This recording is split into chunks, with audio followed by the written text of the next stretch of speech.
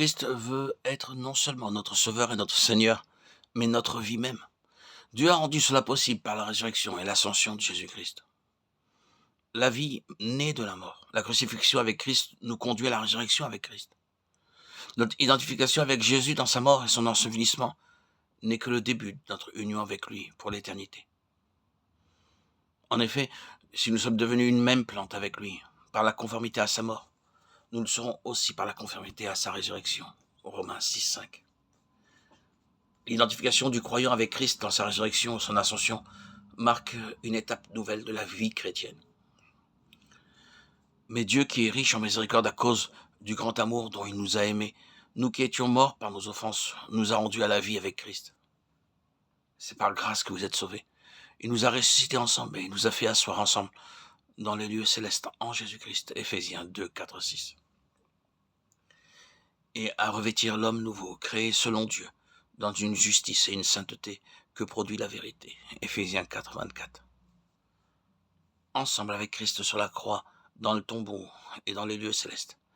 Ainsi le Seigneur glorifié peut partager avec tous les croyants la victoire de sa croix, la puissance de sa résurrection et la plénitude de sa vie glorieuse. Dès l'instant où le pécheur repentant met sa confiance dans le Christ Sauveur, il sort de la vie en Adam et entre dans la vie en Christ. Dans les siècles à venir, il sera en Christ. Nous ne comprendrons jamais les épîtres de Paul si nous ne savons ce que l'apôtre entend par cette expression en Christ. Elle est la clé du Nouveau Testament tout entier. Nous trouvons cette expression, ou des termes équivalents, plus de 130 fois dans les épîtres. C'est l'expression la plus significative qui n'ait jamais été employée pour décrire les relations qui existent entre Christ et le chrétien. Le terme « en Christ » met en relief la position, les privilèges, les richesses du chrétien. Être en Christ, c'est être là où Christ se trouve, c'est être ce qu'il est, c'est partager ce qu'il possède.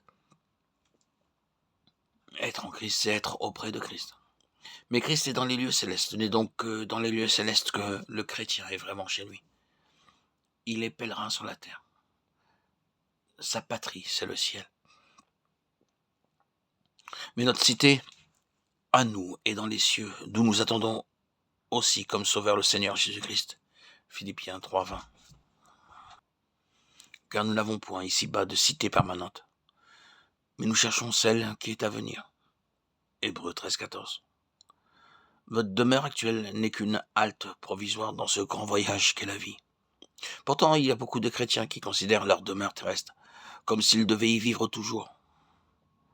Leur cœur est affectionné aux choses de la terre plutôt qu'à celles du ciel.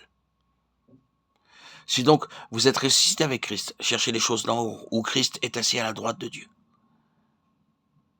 Affectionnez-vous aux choses d'en haut, et non à celles qui sont sur la terre. Colossiens 3, 1, 2.